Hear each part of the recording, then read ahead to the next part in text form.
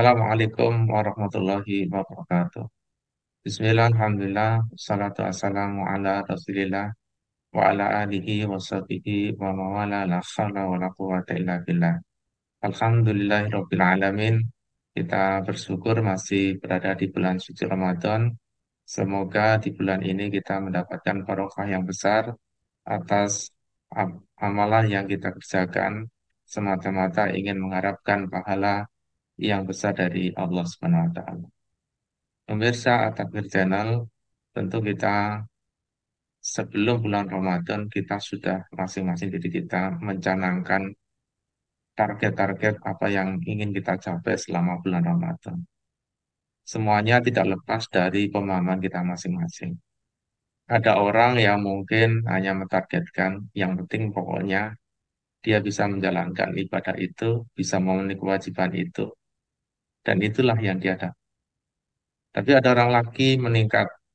Dia ingin tidak sekedar hanya menahan lapar dan haus, tapi dia berusaha juga untuk menambah kebaikan, menambah sholat sunnahnya, menambah sholat tarawihnya, menambah baca Al-Quran, dan itu pun dia akan mendapatkan apa yang menjadi keinginannya selama dia mengerjakannya dengan sungguh-sungguh.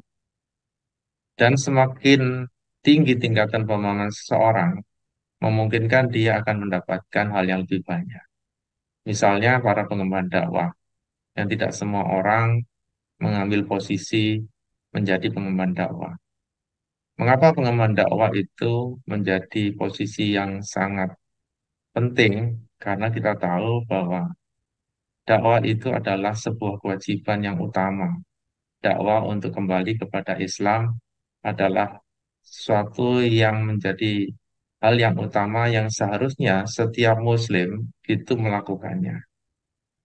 Kenapa itu perlu? Karena pada kondisi sekarang kita ketahui bersama, bukan sistem Islam yang diterapkan, tapi sistem kapitalis atau di sebelah negara lain adalah sistem sosialis.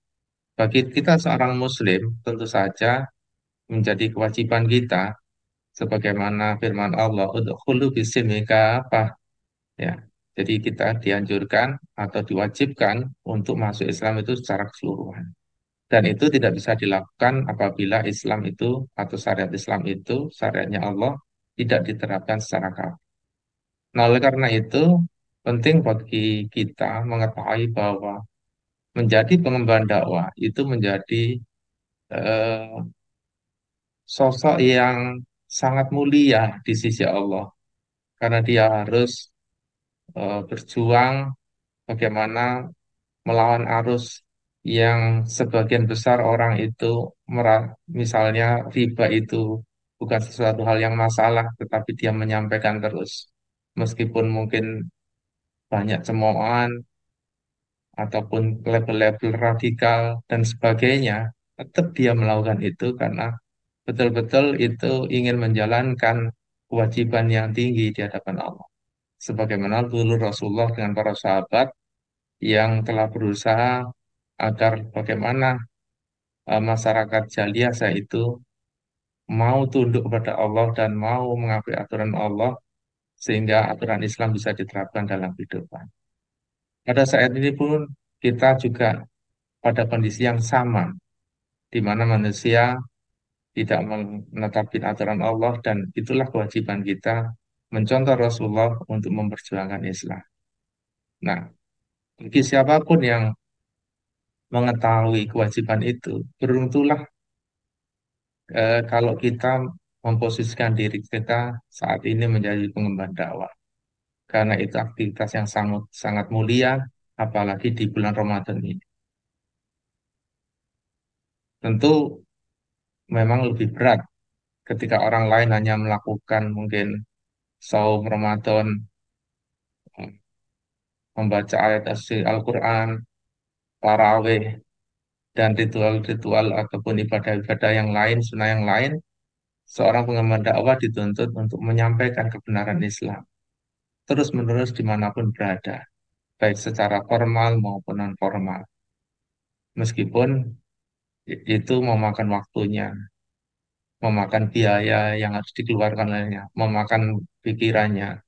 Tapi semua itu pasti akan dibalas oleh Allah dengan berlipat ganda, karena kewajiban dakwah adalah kewajiban yang sangat mulia, kewajiban yang sangat tinggi, yang menjadikan manusia itu menjadi istimewa di hadapan Allah.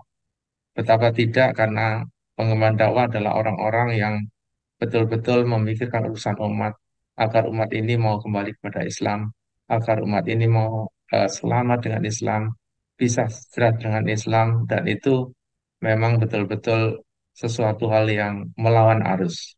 Ya, oleh karena itu adalah siapapun yang mendengar seruan dari Allah, ayolah kita kembali eh, berupaya mencontoh Rasulullah untuk kembali menjadi pengemban dakwah yang memikul tanggung jawab dakwah Islam, sehingga harapannya Islam bisa diterapkan di muka bumi ini untuk kepentingan memberikan rahmat kepada seluruh manusia. Semoga dengan sedikit seruan ataupun nasihat yang datangnya dari Allah itu membuat kita kembali untuk tergerak agar benar-benar kita menjadi hamba Allah yang bertakwa. Tidak cukup hanya menahan lapar dan haus, tetapi betul-betul mau memikirkan urusan umat ini, sehingga umat ini betul-betul menjadi mulia kembali dan Islam menjadi tinggi di muka bumi. Demikian dari kami, mohon maaf bila banyak kekurangan. Bila taufiq hidayah. Assalamualaikum warahmatullahi wabarakatuh.